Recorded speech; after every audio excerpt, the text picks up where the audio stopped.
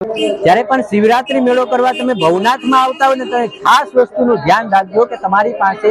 કોઈ પણ પ્રકારનું પ્લાસ્ટિક ના હોવું જોઈએ, કેમ કે જુનાગઢ ભવનાથને પ્લાસ્ટિક ઝોન તરીકે જાહેર કરવામાં આવ્યો છે, જેથી જો કોઈ તમારી પાસે નાની એવી પણ થેલી પ્લાસ્ટિકની હશે તો તમને આગળ જવા દેવામાં નહીં આવે, અને આગળ પણ જો તમારી પાસેથી પ્લાસ્ટિક નીકળશે તો તમને દંડ પણ તમારી પાસેથી વસૂલવામાં આવી શકે છે। એટલે ખૂબ જ મજાની અહીંયા વ્યવસ્થા કરવામાં આવી છે કે તમારી પાસે જો પ્લાસ્ટિક હોય તો તમે આ જગ્યા પર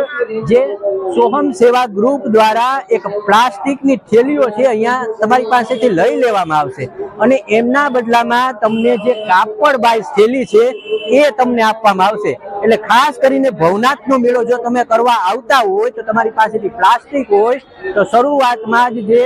અશોક શિલાલેખ છે તેમની સામે જ બરોબર અહીંયા સોહમ પ્લાસ્ટિક જે છે ગ્રુપ છે તેમના દ્વારા પ્લાસ્ટિક લઈ લેવામાં આવે છે। તો અહીંયા તમારું જેટલા પણ પ્લાસ્ટિક હોય તેટલું જમા કરાવી દેજો, અને અહીંયાથી તમે કાપડની જે થેલી છે એ થેલી પ્રાપ્ત કરી લેજો, કારણ કે જો પ્લાસ્ટિક તમારા બેગમાં હશે તો તમે અંદર જઈ અને હેરાન થશો। એનાથી બેટર છે કે અહીંયા આપણે પણ આ પ્લાસ્ટિક મુક્ત જે અભિયાન છે તેનો સહકાર દઈએ, અને હું તમને આ થેલી બતાવીશ કે આ પ્રકારની થેલી છે કાપડની, આ પ્રકારની થેલી છે તમને આપવામાં આવશે। અહીંયા તમારે પ્લાસ્ટિક જમા કરાવવાનું રહેશે। તો ભવનાથમાં મેળામાં આવતા પહેલા ખાસ આ વસ્તુનું ધ્યાન રાખજો કે તમે છે એ પ્લાસ્ટિક લઈને ભવનાથમાં મેળાની અંદર પ્રવેશ નહીં કરી શકો।